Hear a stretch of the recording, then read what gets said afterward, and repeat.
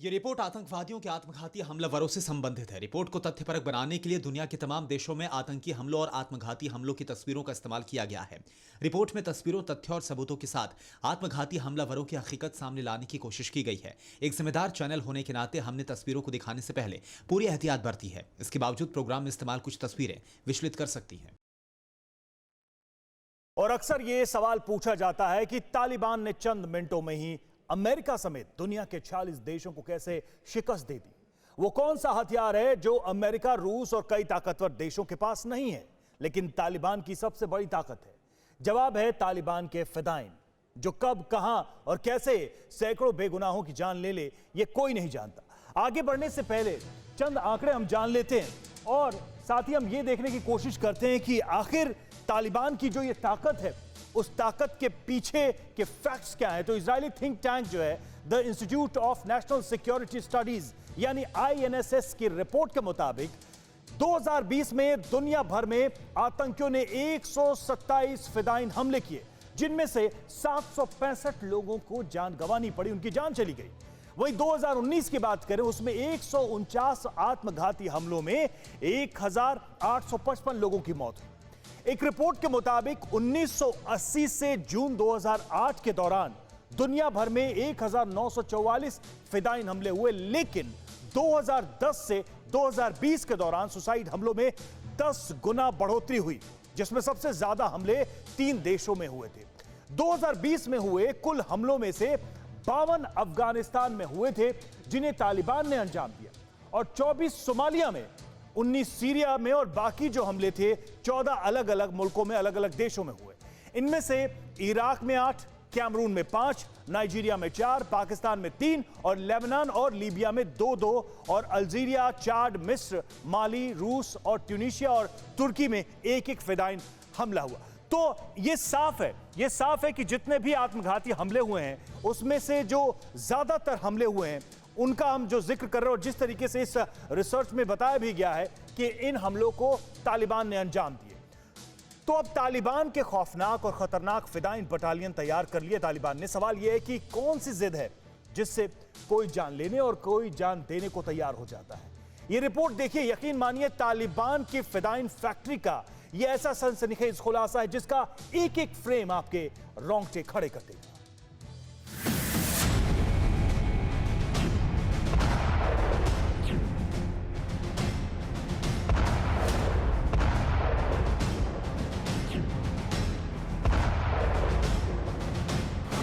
कहते हैं मौत हमेशा दबे पांव आती है। गलत कहते हैं, मौत कभी चलकर आती है, कभी कार में सवार होकर आती है और कभी ट्रक में भी आती है।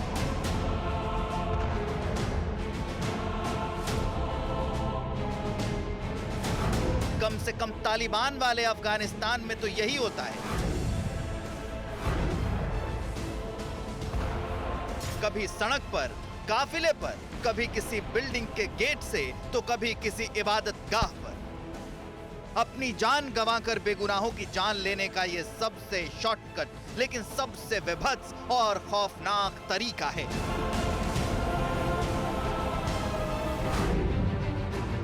फिदाइन आत्मघाती हमलावर या फिर सुसाइड बॉम्बर, नाम कुछ भी हो, काम एक ही है। जिस्म पर बारूद से भरी जैकेट बांधकर, गाड़ी में हजारों टन बारूद भरकर, खुद को उड़ाकर पल भर में सैकड़ों लोगों की जान लेना इन जल्लादों के लिए पल भर का किस्सा है।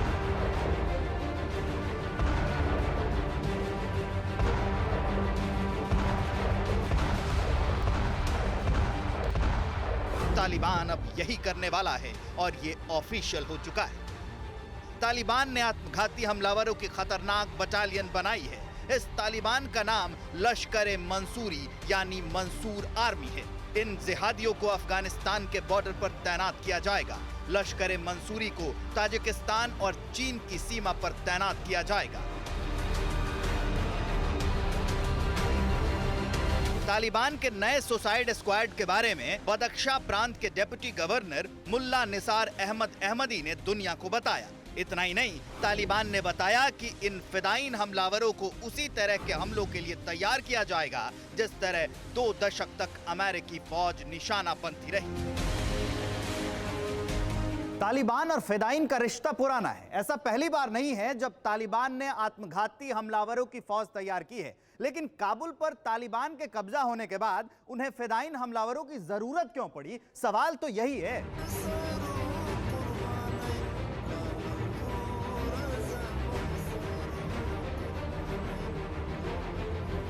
ये तस्वीरें उस वक्त की हैं जब काबुल पर कब्जे के बाद तालिबान ने अपने विनाशक हथियारों की परेड निकाली थी।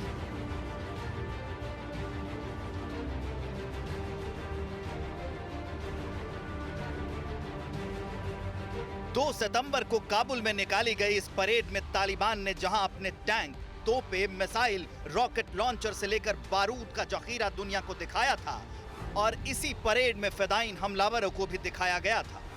काला लिबास, छिपा चेहरा और जिस्म पर बारूदी जैकेट, सफेद तालिबानी झंडा लेकर चल रहे इन तालिबानियों को फिदायीन हमलावर बताया गया। सभी के चेहरे पर नकाब था। बाकायदा कमेंट्री की जा रही थी कि ये वही जल्लाद हैं जो खुद की जान देकर किसी की भी जान लेने से हिचकते नहीं हैं।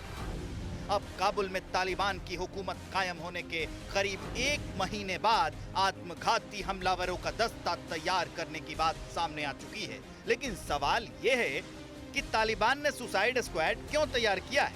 तालिबान सुसाइड हमलावरों का खौफ किसे दिखा रहा है? फिदायीनों के ताजिकिस्तान बॉर्डर पर तैनाती का मकसद क्या है?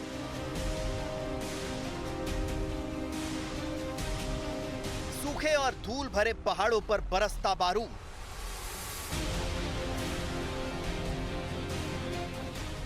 और घाटी में टैंकों की कतार और बेतहासा बरसता बारूद तस्वीरें ताजिकिस्तान से लगती अफगान बॉर्डर की हैं, जहां तालिबान के खिलाफ ताजिक फौज ने मोर्चेबंदी तेज कर दी है। ताजिकिस्तान ने अपने टैंकों का पूरा जखीरा अफगान बॉर्डर पर तैनात कर दिया है।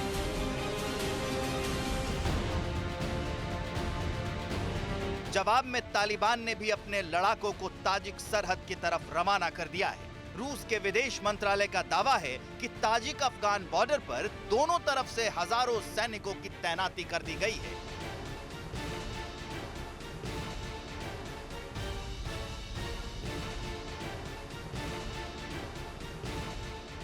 ताजिकिस्तान ने अपने हजारों टैंक बॉर्डर पर तैनात किए हैं। तालिबान ने भी बदरी स्पेशल फोर्स की तैनाती कर दी है। अफगान के अखर प्रांत में हजारों सैनिकों को भेजा गया है।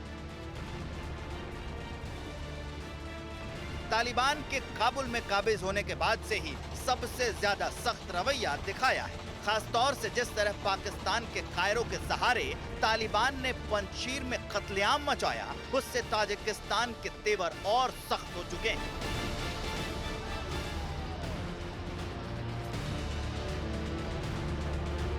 पिछले हफ्ते ही ताजिकिस्तान ने अफगान बॉर्डर पर लगातार 2 बड़ी मिलिट्री ड्रिल की। सवाल यह है कि तालिबान और ताजिकिस्तान में तनातनी की वजह क्या है? इसे जानना भी जरूरी है।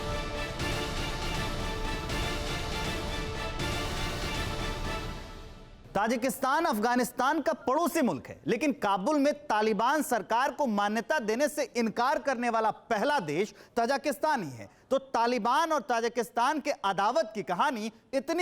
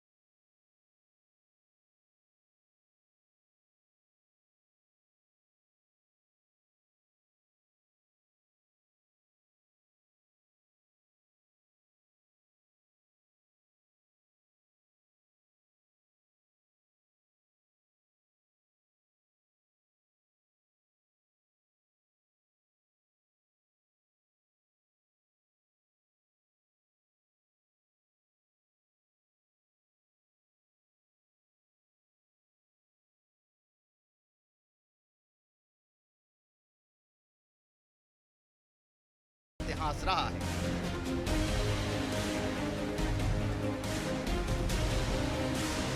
अफगानिस्तान और ताजिकिस्तान के बीच 1357 किलोमीटर लंबी सरहद है जो उज्बेकिस्तान से लेकर चीन तक जाती है। इसी बॉर्डर पर अफगानिस्तान का वखान कॉरिडोर भी लगता है। वखान कॉरिडोर वही जगह है जिसका सीधा संबंध चीन के शिनजियांग प्रांत से है। अफगानिस्तान और ताजिकिस्तान की सीमा बेहद संवेदनशील है, जहां इन दिनों तनाव चरम पर पहुंच चुका है। अफगान बॉर्डर पर ताजिकिस्तान ने अपने टैंकों और फौज की तैनाती की, तो तालिबान ने भी स्पेशल बदरी बटालियन को मोर्चे पर तैनात कर दिया है और अब इसी इलाके में अपने सुसाइड स्क्वाड को तैनात करने की तैयारी भी कर ली है।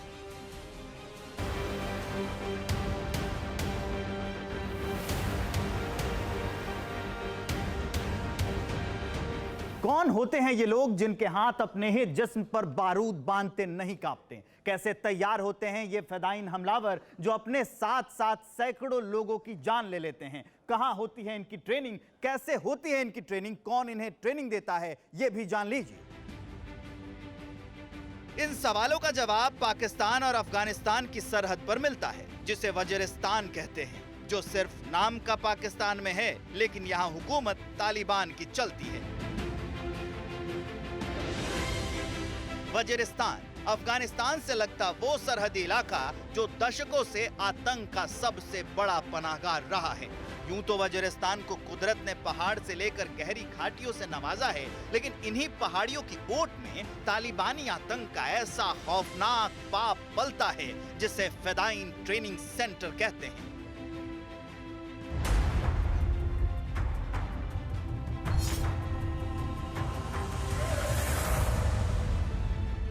नॉर्थ वजीरिस्तान में ये वही जगह है जहां तालिबान के फिदाइन आतंकी तैयार होते हैं।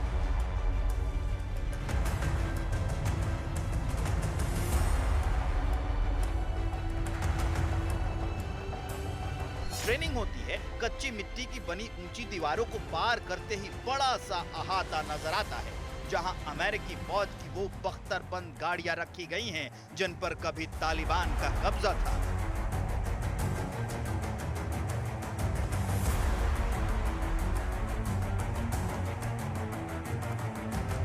लेकिन अब कैमरा अंदर दाखिल होता है तो रोंगटे खड़े कर देने वाली सच्चाई सामने आती है। This is the suicidal preparation room. इस रूम में इन्होंने कंप्लीट जन्नत का एक कॉन्सेप्ट दिया है। लड़के को जिसको सुसाइडल के लिए लेके जाना होता था, उसको वो लोग लेकर आते थे, इस कमरे में रखते थे और उसको दिखाया जाता था कि ये जन्नत देखो इस तरह खूबसूरत होगी, इस तरह शराब की नहरें बह रही होंगी। सुसाइडल अटैक के बाद जब आप जागोगे, जन्नत में आंख खुलेगी तो ये खूबसूरत औरत आपको जो है ना बाएं खोल के खड़ी होगी और आपको रिसीव करेगी।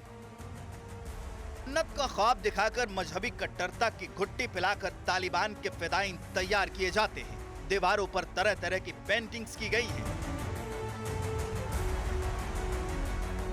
शेरो शायरी के साथ खूबसूरत महिलाओं की तस्वीरें लगाई गई हैं, जिनके जरिए 72 हूरों का ख्वाब दिखाया जाता है, जिससे आतंकी का दिमाग इस कदर भाव शून्य कर दिया जाता है कि उसे जन्नत के सिवाय कुछ नजर नहीं आता। इतना ही नहीं, विरोध करने वालों का सिर कलम करने के लिए भी यहाँ जगह बनाई गई। उत्तर प्रदेश का हाल, 5 साल कितने कमाल। यूपी किस पर राजी, क्या अखिलेश पलटेंगे बाजी। किसान का चेहरा क्या सिर्फ चुनावी मोहरा। ब्राह्मण शंख बजाएगा, किसको कुर्सी दिलाएगा। ओवैसी का प्लान, किसकी तरफ मुसलमान। साल 2022 के चुनाव का सबसे बड़ा मंच देखिए TV9 भारतवर्ष सत्ता सम्मेलन उत्तर प्रदेश 4 अक्टूबर सुबह 8 बजे से लगातार सिर्फ TV9 भारतवर्ष पर।